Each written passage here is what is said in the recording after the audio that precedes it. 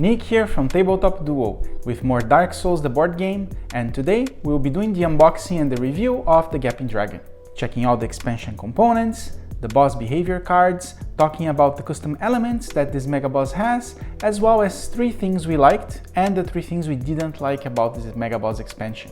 But before we go to the unboxing, I would like to give a shout out to Ondra, one of our viewers who gifted us the Gaping Dragon, as well as the Last Giant and Vort's expansion. So thanks a lot, and I hope you're enjoying the videos. You can also check the Last Giant and Vort unboxing and review videos on this video's description or by clicking on the card above. So without further ado, let's do the unboxing. And here it is, so we'll start by removing the shrink wrap. So on the front cover we have a concept art of the Gaping Dragon. On one side you have a concept art of the sewers, and on the other side I believe this is the NPC you see right before going to the Gaping Dragon room, and he sells a bunch of items and boss armor and so on. And this expansion comes with the Gaping Dragon miniature, the health dial, data card and behavior cards, 2 new treasures, 4 corrosion condition tokens, 4 level 4 encounter cards, the mega boss game board, and a rules insert. Alright, let's open it up.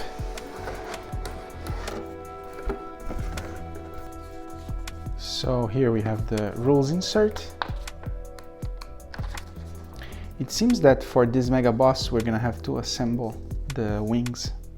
Then we have the mega boss game board. This one is quite big actually. And then on one side you have the level 4 encounter board.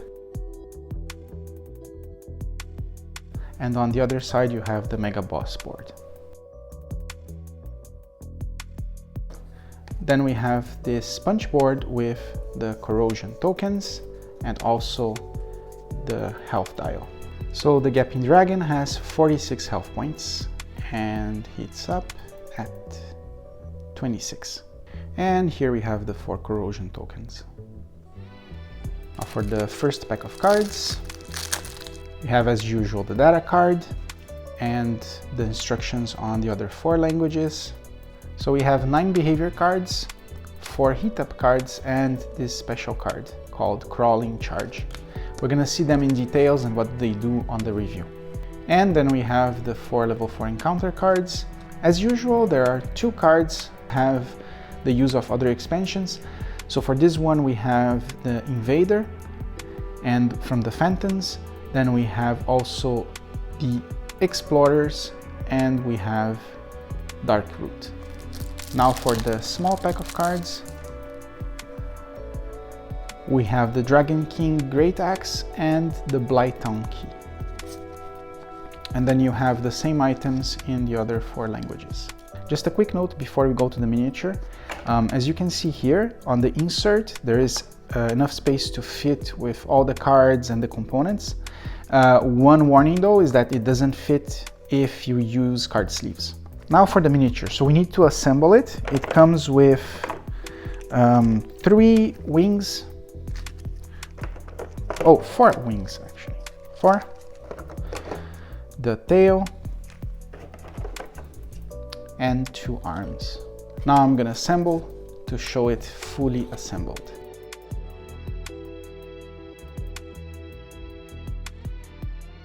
That's a big miniature, and I want to start the review by talking about the assembly of the miniature parts. As you can see, it has a lot of parts, and out of all the Dark Souls expansions, this one is the one that you're gonna have to assemble more parts. But I found an issue when trying to assemble, which is that the connectors don't really fit well, and we were struggling to assemble the parts. And if this happens and you buy the expansion, here is a little tip for you to help you assembling it. Heat up some water and leave the part with the connector immersed on water for like 30 seconds. This will make the assembly very smooth. I had to do that with every single part. When assembled, the miniature is huge. There are lots of details, and it has one of the biggest bases, which I believe to be the same size as the one that comes with Calamite and Manus as well. The Mega Boss board is quite big. It has the same size as the one from 4 Kings, Calamite, and the Executioner's Chariot expansions. You also have the level 4 encounter board, and if you have not seen a level 4 encounter, this is how it looks like. So it's a tougher version encounter than the level 3 with more enemies. So what's special about the Gaping Dragon? First, the boss has 46 health points with 3 physical and 2 magical resistance, which means that this battle is gonna last for a considerable amount of time. In terms of behaviors, this boss starts with a random hit-up card on its deck, as well as 2 special cards, both called Stomach Slam, which when played will allow the Gaping Dragon to perform a second behavior right after. The second behavior is called Crawling Charge, and this combo can be potentially very deadly. The standard behavior cards deal between 5 and 7 damage with a range of 1, but the Stomach Slam have a range of 2, and because there are 2 of these cards and the 2 cards are always in the behavior deck, which is composed of 6 cards, there is a high chance you will face them multiple times. The behaviors have usually a dodge difficulty of 2 and they aim at the closest target, so you can try controlling who the boss will attack and then have a character with a high defense tanking most of the damage. But be careful, because if you are unlucky and you have to play the behavior called Flying Slam, the boss could interrupt your strategy because it leaps on the character with the aggro token. Now things get even more interesting when the boss hits up, or if you get hit by the hit up card on the standard deck. The hit up attacks are of magical nature and deal between 6 and 7 damage with a dodge difficulty of 2 and range of 2 also. The trick here is that the character that's hit receives a Corrosion token, and when a character that has the Corrosion token makes a block, they suffer -1 success on the roll. The token is only removed if your character suffers damage from an attack. So this combination of the behavior cards make this boss quite challenging on your first encounters. So now let's go into the 3 things we liked and the 3 things we didn't like about the expansion. Starting with the things we liked. So this encounter is really fun to play against, sometimes frustrating, but it's very challenging. So if that's what you're looking for on a mega boss, this one will appeal to you. The second thing we liked are the treasures.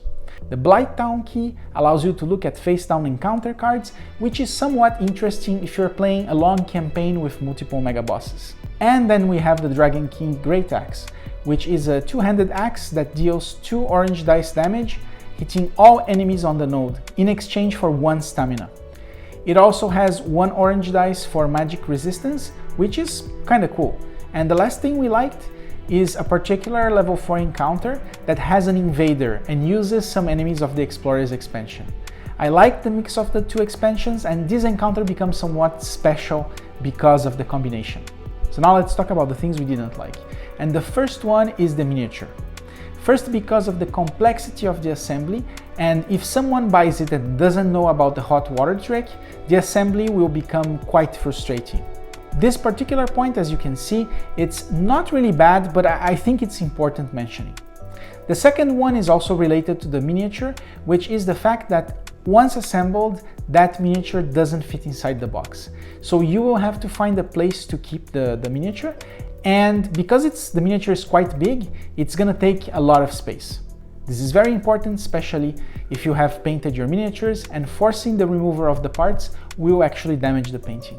Now for the third point, I actually have nothing else to say. Overall, it's a very good mega boss. So stay tuned for the miniature painting guide on this mega boss, and thanks for watching and see you next time. Bye!